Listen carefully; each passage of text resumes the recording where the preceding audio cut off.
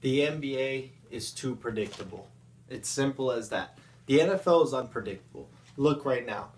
We do not know who's going to go to the Super Bowl. However, in the NBA, like you said, Stephen A., we already know who's going to play in the finals. It's the Warriors. It's the Cavaliers. If anything changes, it's going to be the Cavaliers and the Spurs.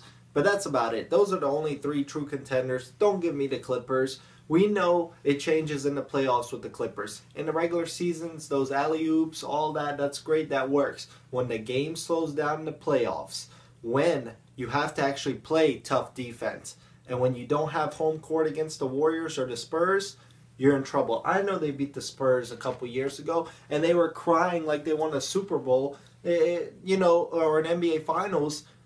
Come on, are you serious? You won the first round and you're crying and you're in tears, and guess what? Later in the playoffs, they got beat. Chris Paul, you still haven't made it to the Western Conference Finals. I mean, the Clippers, don't give me the Clippers. The NBA is very predictable. We know the finals we're going to get. Kevin Durant to the Warriors. Stephen A., I know that's hurting you right now. That's hurting you. You don't want to hear that. Trust me, that's what we're going to get. We're going to get Warriors, Cavs.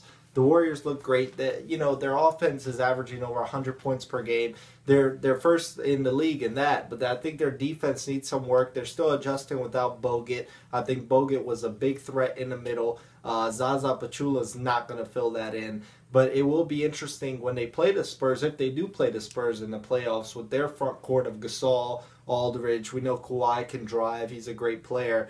But in general, the NBA has gotten too predictable. We know who runs the East. LeBron's been running it forever now. And in the West, I think it's just between the Spurs and the Warriors. That's my thought.